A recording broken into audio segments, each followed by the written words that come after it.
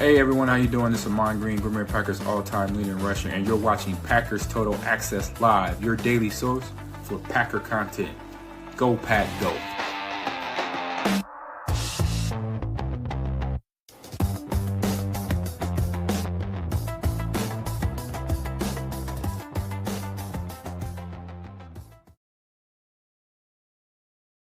What's up, guys? Welcome into Packers Total Access. My name is Clayton. You can check us out on packernet.com. Find me on Twitter at Packers_access. Flying solo as of the moment. I believe Emilio will be joining us shortly. Tim is on assignment, aka dinner with the wife, I believe. So he will not be in with us tonight. And we got a lot of stuff to dive into. Really, really excited about tonight's show. We're going to give you guys an injury report update and a little bad news on Jaden Reed. Not horrible news, but I think I know I got my hopes up. I don't want to speak for everyone in the chat, but got my hopes up. Jaden Reed will be back at practice. We'll give you that update in terms of the injury report, the practice report. We're also going to do a Packers-Vikings early preview. We'll dive into that as the week goes along a little bit deeper, but we're going to give you kind of just the surface level stuff, the point spread, how they rank up in terms of PFF, all that good stuff. And then we're also going to talk a little Chicago Bears, just a little touch of Chicago Bears, because man, oh man, is social media running wild. Bears fans think they are going to the Super Bowl. Packers fans think they are frauds. We'll talk about whether the truth lies somewhere in the middle or not, and we'll dive into that. We also got our first ever PTA power rankings that we posted on our Patreon group, and I'm going to kind of go through those. I just did a top 10 power rankings list, and I'll explain how I came up with that power ranking list. Again, it's not my personal opinion. I'm just using data that I think is most important and going in that regard. And then, of course, we'll wrap up a little Keyshawn Nixon talk, who continues to play pretty damn well this year, man. I'm excited to see how he finishes here in the back half of the season. Before we get into all that, if you would, do that YouTube stuff for me. Hit like, hit subscribe. If this is your first time tuning into PTA, welcome. Thank you for making us a part of your evening. We're not experts. We're not insiders. We're not media members. We're fans just like you talking Packers on the daily. So if you're looking for that type of content, make sure you click subscribe and hit that bell icon so you're notified every time we do go live. I know the chat is already on fire. Appreciate everybody in here, as Jen says. That's right, Jen. We got CBS length receipts for this Vikings game coming up, and then the Bears as well. Man, if the Bears don't win the whole damn thing, boy, they're going to look like a bunch of morons, because they think they have got this thing licked.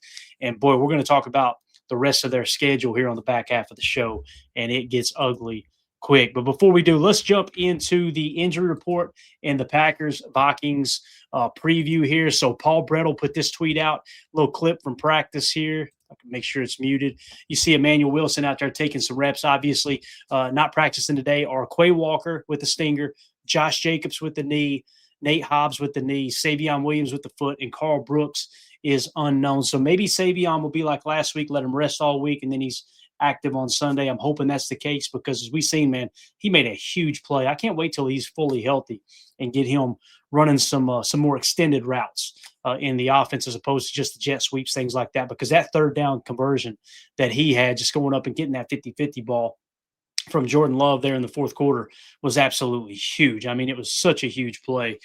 Quay Walker with the stinger. We'll see how that progresses as the week goes along. You're going to want him for the Vikings for sure against their running attack. J.J. McCarthy, I'm not as concerned about. We'll talk about him here in a second. But Josh Jacobs' knee, it's going to come down to being, like Matt LaFleur said, day to day. I wouldn't be surprised if he plays this Sunday. I also wouldn't be surprised if they sit him. It just depends on how the swelling goes, and whether or not it goes down, sooner rather than later, obviously. Nate Hobbs, knee injury, don't expect him to be back for this one. I think he'll be sitting out at least another game. And then, of course, we talked about Savion. Carl Brooks, his injury was unknown as of the moment. And then I believe we've actually got the updated injury report. Let's see if it pops up on this one here. Jacob Morley, shout out to him. He tweeted this out earlier. We'll go straight to the image here. Maybe got to watch those comments and these tweets for sure. All right, so let's see what we got here. Carl Brooks did not participate. They're saying it's an ankle. Okay, so that is a legit injury. It's not like a sickness or maybe a veteran rest day or anything like that, right? He's got an ankle injury. That's a little bit concerning. Also did not participate, like we said, Nate Hobbs, Josh Jacobs, Quay Walker. So we got all those covered. Savion, the whole 9 yards, right? Limited, Javon Buller, Edgerrin Cooper, Romeo Dobbs, Matthew Golden, as well as Keyshawn Nixon, Micah Parsons, Zach Tom, LVN, Christian Watson, Dontavion Wicks, and Savion Williams. I would imagine LVN's going to be playing this week. I kind of feel like they were holding him out last week and going to put him in the lineup here for this matchup against the Vikings. I hope that's the case because, as we pointed out, according to NFL Pro and Next Gen Stats with GPS tracking data, he's got a 14% quarterback pressure percentage. That's I think third on the league behind Micah's number 1, Rashawn Gary's number 2 at like 12.5%. I'm sorry, Rashawn Gary is number 3. So LVN is second amongst defensive linemen / edge defenders in terms of quarterback pressure percentage. So it's Micah 1, LVN 2, and Rashawn Gary 3 is how that lines up. And of course, they've been giving Enigbari a lot more snaps, and Matt LaFleur kind of talked about that a little bit earlier, said he's not a real big snap guy. I know some of the media is running with it, and they're kind of looking at it like the writing's on the wall for Rashawn Gary. I said my piece on that yesterday. Started the season off really, really strong. Seems to be tapering off a little bit. We'll see if he can get his feet back under him. Still leads all of our defensive linemen, including I don't know if Micah Parsons, because he's listed as a linebacker on NFL Pro, but he definitely leads all the other defensive linemen in run stops. So he's still very effective against the run, which we've got a solid run defense this year. However, getting to the quarterback, he's definitely in a slump in that regard, right? So there are your injury report updates. Okay. Now you've got a couple full participations there. Jordan Love, Brandon McManus being back full participation makes you think, okay, he'll probably kick this week. And I know there's a lot of people that were upset about that on social media. We'll see how that plays out. Now on the Vikings side, Christian Darrisaw with the knee, full participation. Will Fries, knee injury, did not participate. That was that free agent guard they signed, right? If I remember correctly, he was a center, I believe, in Indianapolis. I think that's right. And then they moved him to guard. I could be wrong there. Double check me on that. Jonathan Grenard, outside linebacker / edge defender. Shoulder did not participate. Aaron Jones, senior running back. Jonesy, full participation. He's good to go. And Ryan Kelly, center. That's the guy they signed in free agency, wasn't it? Maybe they signed them both, but I think Ryan Kelly was the center in Indy. So he was full participation. He had a concussion last week. So it looks like when it says full participation on Wednesday as opposed to limited, he's probably already cleared the concussion protocol, or at least on the backside of that. So that is your Minnesota Vikings injury report and update there. Now let's move it along. Let's talk a little bit about the quarterback we're going to be facing this week. Some of you guys and gals know him as Nine. I believe he knows himself as Nine, which is kind of strange, to be honest with you. When you got to nickname yourself, it's like I always say, if you have to say something positive about yourself, it's probably not true. If someone says, "Oh yeah, I'm really good at this," or "Yeah, that's what I do really, really well." If you're the one having to say it, nobody else is, probably on you. So when you got to create this persona, yeah, I'm Nine when I'm on the field. Boy, it's went downhill since then. That's for sure. But I wanted to do this little comp here. I've seen this image come across social media. I don't know who created the image because there were several people posting it. If you guys know who it is, give them a shout out in the comments here so we can give them credit where credit's due. I just said, damn. J.J. McCarthy and Zach Wilson side by side. All right. Through their first 5 games, Zach Wilson had 1,117 yards passing. You think, man, those are bad numbers, right? J.J. McCarthy, 842. All right. Touchdowns. J.J. McCarthy has the slight edge over Zach Wilson at 6 touchdowns to Zach Wilson's 4. Interceptions, J.J. McCarthy, 8 interceptions. Zach Wilson had 9. However, Zach Wilson was a little more, actually significantly more accurate with the football. 57.3% completion percentage. J.J. McCarthy, 52.9. Now, immediately you go, okay, are they dropping passes? Listen, if the media is going to prop up the Vikings like they did all offseason to talk about they got the best weapons in the game, they've got Justin Jefferson, they got Jordan Addison, they got Hawkinson, they got all these great pass catchers. When the chosen first-round pick quarterback finally gets his shot to shine and he's got a 52.9% completion percentage, you better keep that same energy. Don't be telling me all the receivers are playing bad. I'm sorry. You're not going to convince me that Justin Jefferson's out there frustrated for no reason. If you guys have seen that, boy, oh boy, did he look pissed off there last week in that Vikings game. So, again, J.J. McCarthy playing like Cheeks as of the moment. Does that mean he's going to play like Cheeks at Lambeau? Absolutely not. Maybe this is the game they put it together, right? But it's trending in the wrong direction right now. His confidence seems to be at an all-time low. And obviously, when he had that game where, he came out and said he was 9, right? I remember social media blowing up. Might have even been the game before. And I'm like, what did JJ McCarthy do? Because social media was going crazy. It was like, even the mainstream sports media was like, JJ McCarthy's a real deal, blah, blah, blah. I go look at the stat line. Dude didn't even crack 200 yards passing. I'm like, what are we doing here? What exactly did he do that was so great? Right. So again, just comparing apples to apples here. Actually, it's not even apples to apples, to be honest with you.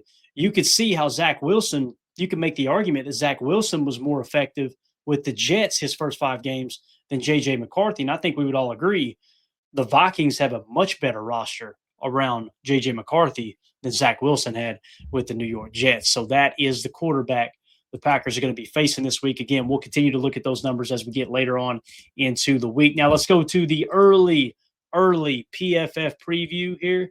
I'll try to get it zoomed in where y'all can see it fairly well. Let's start off with the forecast and everything else, right? According to PFF here, game's going to be on Fox. You're looking at a forecast of 35 degrees with scattered clouds. Okay, so it sounds like it's going to be a chilly one at Lambeau Field on Sunday, 1 o'clock kickoff Eastern. That's 12 Central, God's time out there, Lombardi time, right? The Vikings come in 4-6. They're also 4-6 against the spread. The Packers come in 6-3-1. They are 3-7 against the spread, and that 3-7 against the spread tells you they have been heavy favorites most of the year. Right now, Philly, I think it ended up being a push or right at a push, maybe a point difference there.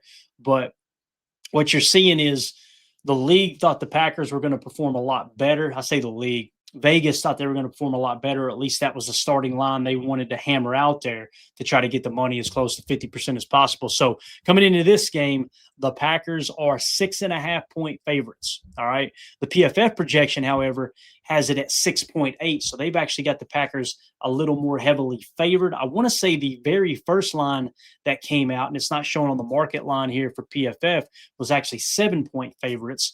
But obviously here, according to PFF, it has been 6.5 the entire time. And of course, their green line, their line, 6.8.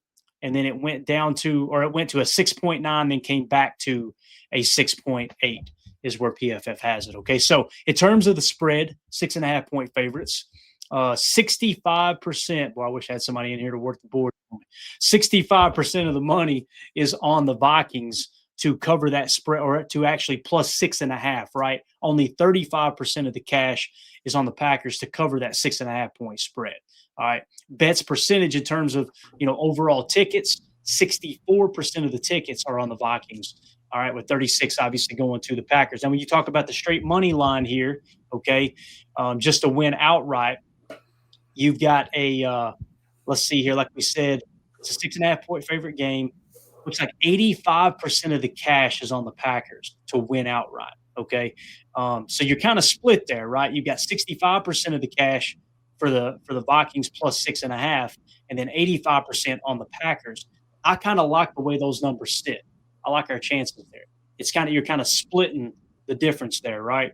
Now, me personally, I would not take the Packers to cover the spread if I were to bet on a Packers game. You guys know I don't bet on Packers games. I would probably either steer clear or maybe try to tease that Vikings to 7.5. Plus 7.5 is what I would try to go for there and lose a little bit of the juice. But 91% of the tickets are on the Packers there to win outright as well. So that's how the Vegas lines look. We got Emilio joining us now. Emilio, I don't know if you want to add into this or not, man, but as we pointed out, 65% of the money is on the Vikings plus 6.5. 65%. 65%. That's what 85% of the cash is on the Packers to win outright. How are you seeing this one? Do you think that's fairly accurate numbers to open up with? Do you think maybe the spread will sway a little bit? I wouldn't be surprised if it goes a little, if it does hit 7 points by the time we get to Sunday, to be honest with you. Yeah, could be. You get a couple injuries, you get a thing here and there, see what happens with the Vikings. But yeah, I think that, those are fair numbers coming out. Like you look at it right now, we're tied from where we were last year with the division, right? Where we have one win. We're in a great spot to try to beat our record in the division from last year. So I think this week is where you start with that. You go 2-0 in the division, you're setting yourself up for for a nice run here at the end of the season. But you just got to be different. I was listening to some of their interviews, and it's like, yeah, we can't. I think it was X. We can't be that team, right? And we got to practice like we don't want to be that team again. We don't want to fall back there. What we put out of the 1-5 last year was not us. So you got to approach it that way. And, let's hope whatever the spread is, whatever the money line is, we need a dub at the end of this game against a division opponent with a younger quarterback and, a couple of friendly faces that we know from there and a good coach. So it's going to be a good one. Yeah. And again, man, the number one thing is, like you said, get the win, right? It's like Gary Ellerson said last week, don't matter if you win by a point, just win the damn ball game, right? So when you look at some of the key metrics here, according to PFF, obviously ranks out of all 32 teams, they have the Packers ranked 4th overall. I seen that number. We're going to get to the power rankings, the PTA power rankings on the backside of this show, Emilio. Where I ended up ranking the Packers, I stepped back and I'm like, I know I'm not being a homer because this isn't my opinion. These are just these statistics, the analytics that I think are most important to come up with a ranking system. And lo and behold, man, I had them 5th. We'll talk about the entire list here shortly, but I had them 5th. PFF's got them 4th. So maybe there's something to that. And I didn't include any PFF data too, by the way. There was no PFF data whatsoever. So the Packers are ranked overall 4th. The Vikings are overall ranked 18th. In terms of where they sit in the National Football League. The Packers defense is ranked 13th. The Vikings defense is ranked 17th. So you got the advantage there. The Packers offense ranked 5th. The Vikings offense is ranked 28th. Strength of schedule played, however, they have played the 8th toughest schedule. We've only played the 24th toughest schedule, okay, according to the strength of schedule played. So maybe that's why their record looks a little more like it does and ours looks a little more like it does. Average offensive snaps, fairly close, 64 for Packers, 62 average offensive snaps for the Vikings. 41% of the time we're running the ball. They're only running the ball 34% of the time, right? So they are definitely leaning on the pass more, and boy, it's showing. They're probably playing from behind a lot. EPA per run, the Packers are minus 0.04. The Vikings are minus 0.11 in that regard. So we have correct me if I'm wrong on that math, that means we've got the advantage there, correct? So in terms of EPA per run, and then EPA per pass, it's not even close. We're at a positive 0.20. They're at a negative 0.10. What do you think about the rankings there? How do you feel about those? Do you think that's pretty accurate, or is there something you maybe disagree with there? Yeah, no, I think that's pretty fair. The Vikings, they're still a solid team. They've had bottom of the division right this second, but they were what they have 12 last year, 13, something like that. So it's not like they don't have that talent. They got a star wide receiver. They've got a good coach, like I was saying. You have the makings of a team. The problem is they go out and buy a lot of old pieces that they try to plug in. Not super great at drafting, and you run into a pickle. So I think that there's you got to have they're probably having a lot of faith in McCarthy. He's got to be the one, or else this offseason we're drafting the first, the first quarterback that falls to us. And, the way the record's going, we'll see how that goes. But I think if we can get that division win, add to it, we'll be in good shape. And obviously if they're not running as much, I think our defense has a chance. Like X was talking about they kept asking him about, if you don't have the picks or anything like that, can you guys be a Super Bowl defense or what? He basically was like, I'm telling you right now, the picks are coming. And once they do start, he said, once they start coming, I'm going to come back out on the camera and I'm going to tell you, I told you so, right now, because that's it. The team is close. You've had one in the past 5 games. You get a multi-game one, then you get a multi-pick. I mean, we'll be off to the races. And you get a good shot here against a younger QB. Yeah. Definitely. And you can see it all over the tape. There's opportunities to take the ball away. They just haven't capitalized on it. And I think that's what X is saying. It honestly feels like they're trying too hard, Yeah. You see McDuffie blast that ball out of Bullard's hands. Later on, you actually see Xavier McKinney get tied up, twisted around, throws a hand up on Keyshawn. Keyshawn was going to pick that pass. He was saying that in his there. Yeah. No, he tipped that one. He cost me that one. Yeah, no doubt about it. So moving on to the quarterback matchup, we've kind of talked about J.J. McCarthy. Let's see if PFF agrees with how bad those numbers are. They have him at a 54.6 Passer rating when clean, 63.5. Passer rating under pressure is a 58.1. Big time throw percentage is actually 5.7%. All right. Turnover worthy play, though, boy, oh boy, 6.9% turnover worthy rate or worthy play percentage. Power rating is only 1.5. That ranks him 20th in power rating. Now, switching over to the Packers quarterback room there with Jordan Love, 84.4 PFF grade. Let's freaking go. Passer rating when clean, 127.5. Passer rating under pressure, 45.5. JJ McCarthy has a better passer rating under pressure than Jordan Love. All right. Does that signal an alarm to anybody? I don't know. It doesn't really for me, but it is an interesting stat to look at. Big time throw percentage, Jordan Love, 4.88%. Turnover worthy play percentage, only 2.7%. You guys know how important that is. And then power rating is a 4.5. That ranks him 8th in terms of the PFF quarterback power rating rank. What do you think about the quarterback matchup, man? It don't even look close, Emilio. No, that's a 1-star versus like a 5-star prospect. You know what I mean? And you got the gem trade on it, Clay. I'll take Jay Love, man. That's my quarterback for a reason. He's the man. I love. They were bringing up the Toyota-thon. He said, I think the fans kind of hopped onto that, but it was a good time. And he likes it. 30-2, 30 touchdowns, 2 picks. Whatever it is that happens, whatever, like he said, you get into a little bit more of a groove. I think rhythm, we come back to that again. When your team gets in rhythm, the offense needs a little bit of a rhythm. That's why the defense is always ahead at the beginning of the year. You have injuries. You're trying to find that. And as long as you get hot, week 14 on, 15 on, we'll be in business. So right now it's an early start on that. I think that Jay Love's got it. I mean, he's him, right, Clay? I'm just happy that he's ours.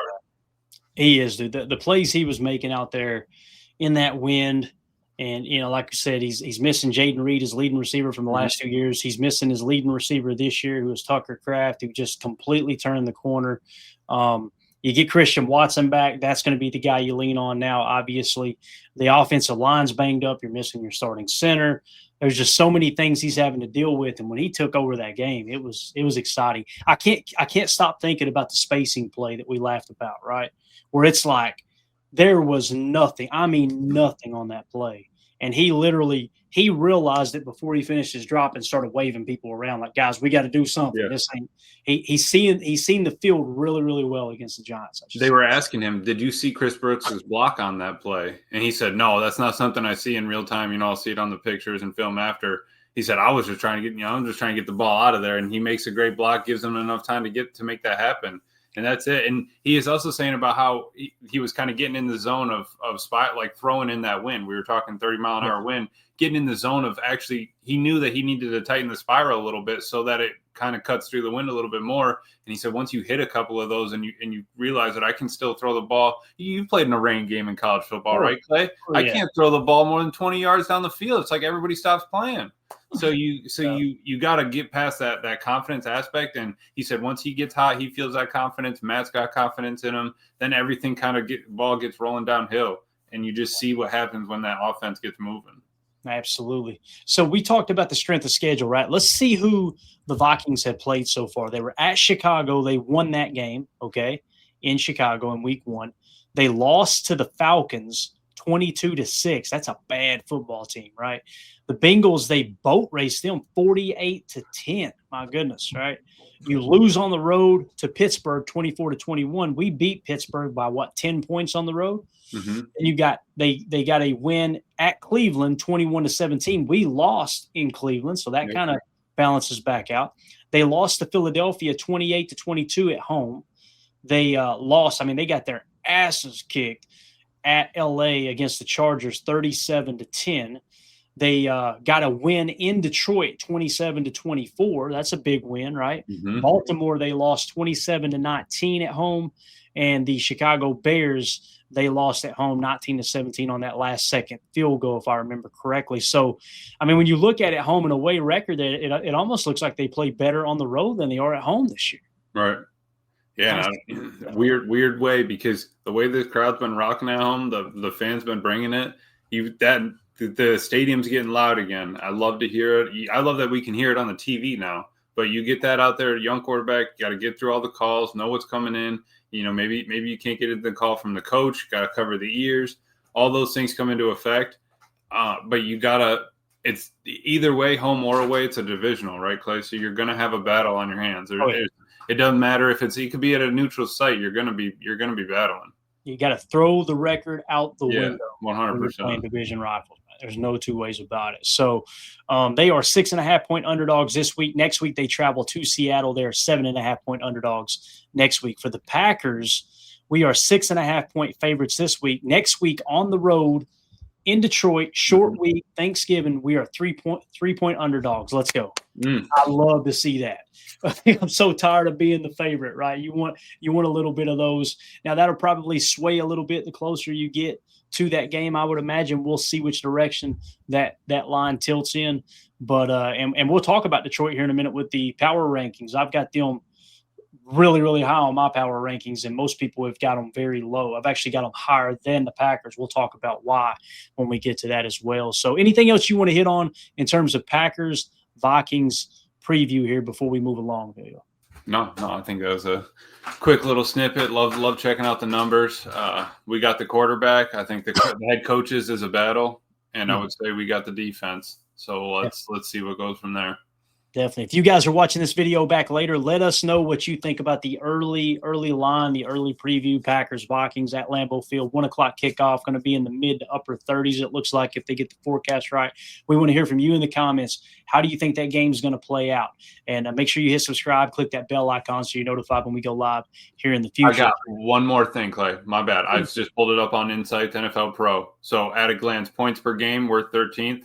They're 22nd. Point differential, we're 10th. They're 20th. Record in close games, we are 2-3-1. They're 3-4. Average margin of victory, we're 21st. They're 13th. So they've been a little bit better there. Turnover differential, we're 13th. They're 31st. They're actually -9. And then total penalties, we're 20th. They're 25th. So just it's a little tight, but we do have the advantage kind of across the board there. Absolutely. And when you break down some of the other key statistics here, offensive scoring points per play, they're 16th.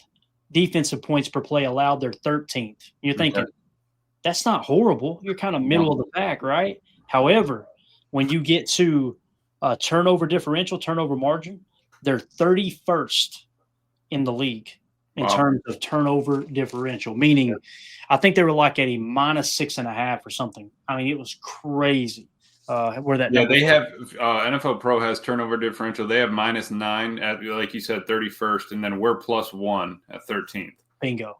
I'm telling you, it's the most. That's factored into my power rankings. Yeah. Well. So, yeah. You imagine you get 2 picks there. Jordan Love has a clean game. We hold on to the football. We're +3 on the season. We're moving.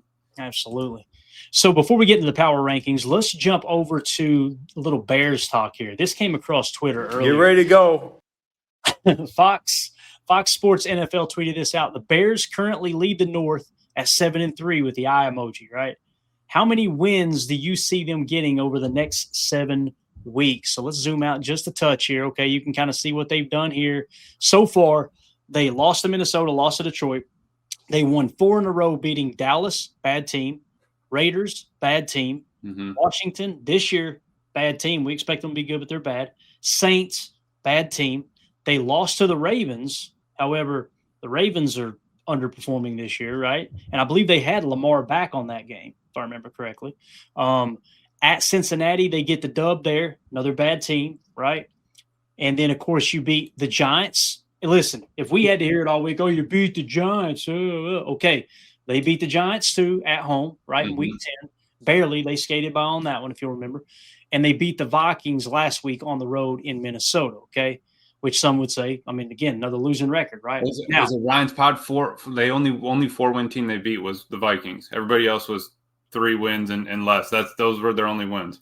Bingo. So here's the remainder of their schedule. You got Pittsburgh next week, right? With Aaron Rodgers coming back into Chicago. It sounds like he's going to play even with that. Is he? I was wondering they were talking. Yeah, let me know in the chat if you guys have heard anything lately, but the way I was understanding it was the plan was it wasn't as serious as they thought, didn't need surgery, probably going to try to play unless something I changed mean, here. he is their owner. I mean, well, co-owner, but No, he's the owner. Let's be real. So at Philadelphia the following week, that's a tough one, right? So you can see 2 losses right there. At Green Bay, let's be generous and say we'll split that. Let's say we'll win at home, they'll win at their place. Let's just say that. Okay, that's coming up in 2 weeks. After that, 1 week in between. Cleveland probably get a dub there, I would imagine, right? You never know, but probably get a dub there. So we've got 2 losses, 3 losses, right? And then let's say they beat Green Bay, the one of those 2. Okay, so we'll let it roll. At San Francisco is playing pretty darn good football right now. 7-3, 7-4, something like that. So that'll probably be a 4th loss. Okay, and then versus Detroit at home, if Detroit gets their crap together and beats them there, you might be looking at 5 losses in the last 7 games. That's what I was going to say. About 2 and 5, maybe 6. If we can sweep them, I would say that they're probably closing in on 6 losses. Were they not 5-2 or 6-3 last year, and then they went on they just lost the last 10 or something? So it could start now. I mean, their ball could get rolling too. Yeah. Now we'll see. Again, I've gave them credit all year because they're figuring out ways to win ball games, right? But when you look at some of their specific numbers here, okay, on offense, scoring points per play, they're 12th. Pretty damn good, right? Defensive scoring points per play allowed, 30th in the league. All right. Offensive yards per play, they're 8th. Defensive yards per play allowed, 30th. And then turnover is where they've made their hay. They are a league best in turnover margin, turnover differential. So that's how they're winning these ball games, is they're protecting the football. The other teams are giving it away, and they're just capitalizing on winning those close games. But again, you've played an extremely easy schedule to this point. So it's going to be exciting to see how the rest of their season ends here too. And here's the thing. You talked about them struggling down the stretch last year. Caleb Williams, he's got to prove he's a cold weather quarterback.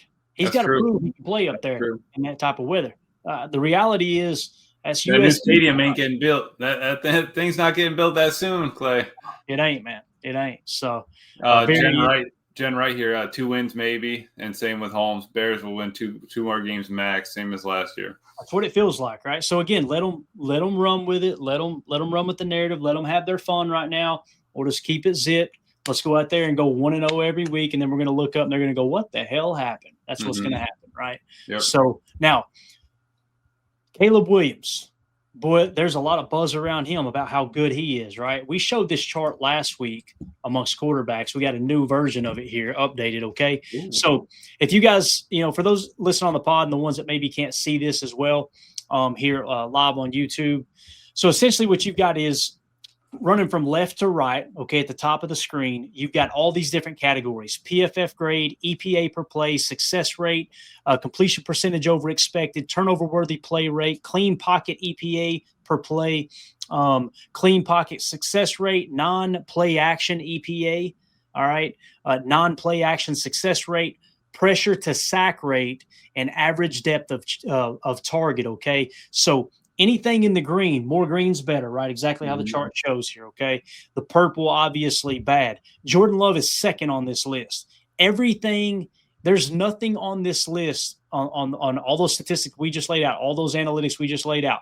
There is nothing on here that's in the purple. The only thing that isn't like a significant amount of green is average depth of target, okay? Now, I don't want to make this about Jordan Love. I just want to mention Drake May's number 1, Jordan Love's 2, Josh Allen 3, Brock Purdy 4, Sam Darnold 5, Daniel Jones 6, and so on, right? Look at where Caleb Williams is, if you can follow my cursor. I mean, he is, let me count them all. So it's Ben. 1, 2, 3, 4, 5, 6, 7. Trying to find it. 11, 12, 13, 14, 15, 16, 17th on this list, guys. He has 3 of these categories. Actually, no, I'm sorry, 5 of these categories in the green, and 1, 2, 3, 4, 5, 6. Well, 5 in the purple, a 6th in the white, about to turn purple, if that makes sense. Yep. So the thing it's showing that he's worse at, though, is completion percentage over expected. Okay. Really? I didn't think it was that far passing it through the window, Clay. I mean, you just a bag to the window to the car right there, no? And I'm telling you, you get that McGriddle, just an egg McGriddle. Oh, come on now. That thing slaps, dude, on a cold. On a cold fall morning when you're out there still mowing them leaves, man. Oh, tell me about it. So yeah, negative 4.3%. Let's compare that to Jordan Love. His is a positive 5.7%. That looks like he's third best in the league in terms of CPOE. So again, just looking at the chart, you hear all the buzz, the hype. He can scramble, boy. He's he's agile, he's a natural ball carrier. He can make things happen at the last second using his legs. But if you make that dude sit in the pocket and throw the football and you get pressure before somehow, some way, he is, I would say he's not even a mediocre quarterback. I would say he's below average, as these numbers kind of show here. What do you think about Caleb, man? Do you see the same hype I see on social media? Because they're talking like this dude is the king of the North. Mm-hmm. Yeah, no, and it seems like really the only person that even I like listening to Greg Cosell. I think when he was on with Ross, but it's they bring up Caleb and he goes, yeah, he really some of those crazy plays he can make, but it's just some of the and he really kind of walks that line of like, it's not bad, but he's kind of still having issues processing and getting here on the spot. And so there's only playmaking, can get you so far. And what they were saying on the GM Shuffle is like when you get to the playoffs, it's a quarterback tournament. At that point, you are playing, roulette with the quarterbacks that are behind your, the line that you've built, all this stuff. But that's what you're basing that run on. And a great quarterback will take you there. Rodgers done it. We want Jordan to be that dude for this team, and I think he can.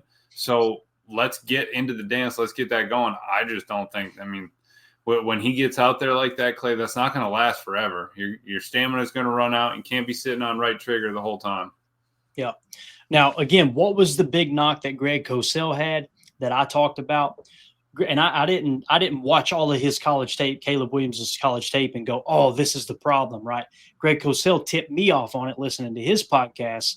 And he was like, typically you get a player that takes a lot of sacks in college, they come to the pros and it follows them to the pros, right? So with that being said, people immediately last year were talking about, well, the offensive line sucks. The offensive line sucks. It's like, no, he's leading the league in sacks where he holds the ball for 4 seconds or longer.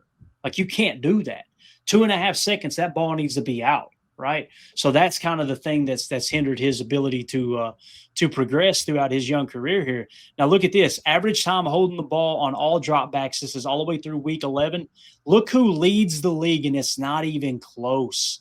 It's the Chicago Bears. Yep. And I wonder who their quarterback is. It's Caleb Williams. So they're showing that he's holding the football for, basically 3.3 seconds is what he's holding the ball. That's his time to throw, sack, or scramble in seconds. Again, so holding the football on all dropbacks, right? This is what he does. It's like he can look at the number one read, and to his credit, and the reason that they're leading the league in turnover differential is because he's not putting the ball in harm's way right off the bat. He's looking at the first read, and then it's like he can't read the first guy. He can't read the boundary safety and the strong side backer, whether it's the mock or you're in a base set. He can't read the boundary, read the strong side backer, and know my answer is going to be here, right? It's simply read number one's not there. Oh, crap. Let me scramble. Let me move around, right? So this is what's been hindering him.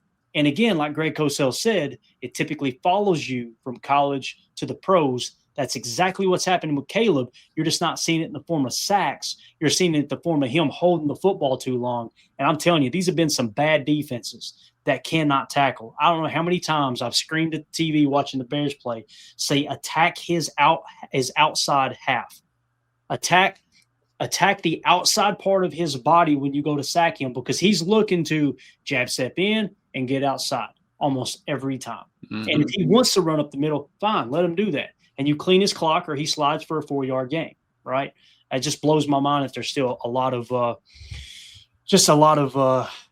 fans out there that are not fans, but a lot of players that you watch the tape, you watch the scrambling tape for Caleb Williams, and your idea is, okay, when I get him in the backfield, I'm just going to play reckless and go to his inside shoulder. It makes no sense at all.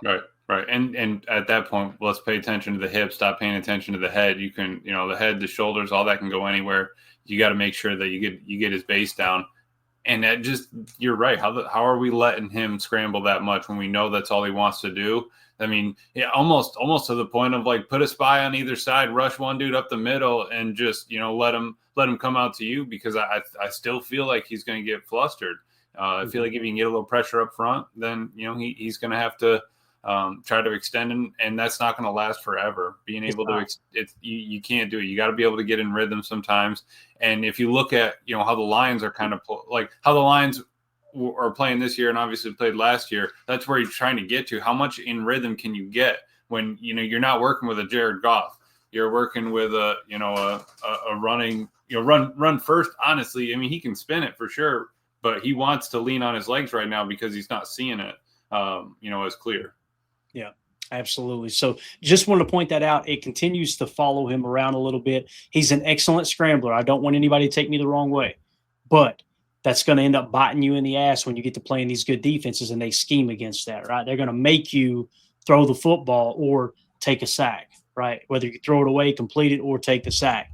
It's not going to be this just running all over the yard. So, again, that is just a quick little look at the Bears. The reason I wanted to pull all that information and comb through social media for it, Emilio, is because I kept seeing everywhere. It's like, boy, people are really believing in the Bears. And I have to step back, check the ego and go, all right, man, is it legit? Let's dig into some of the numbers that are important. Turnover differential, that's a big step. Yeah, that's right? big. Defense is absolute cheeks. Mm-hmm. And we know that when you get into November football, the teams with the better defenses typically are the ones that start to separate themselves a little bit, right? Because offenses start to struggle even more when the weather turns and it turns into a running game. And the teams with the best defenses, Philadelphia, right? Like they, winning the championship last year, winning the Super Bowl last year. So anything else you want to hit on with the Bears that we may have missed there? Anything at all? No, I think we hit it spot on. Let's see how they do in this. They got the Eagles, or they got Steelers this week, Eagles next week. So we got two good games, honestly. Excited to watch them because we'll be able to, after Thanksgiving. Yeah, I want to see. Let's see how these. I always look to see how the schedule lays out here. Right, we're playing Minnesota at 1:00. The Bears have got the Steelers at 1:00. Dadgummit. And the Lions we'll know by the post-game show, Clay. We'll be talking about it then. How did Rodgers play? What's the record look like? Is he still the owner? Yeah, all 4 NFC North teams play in the 1:00 window. So we will know how the North looks by the time we do our post-game. That's kind of exciting. That is exciting. Yeah, so we'll make sure we give you guys all that information. But if you're watching this video back later, let us know what you think in the comments. Are we too hard on Chicago? Do y'all think they're legit? Do you think they're blowing smoke up everybody's rear end like I kind of feel like it is? Let us know in the comments what you think, and make sure you click subscribe and hit that bell icon so you're notified when we go live here in the future.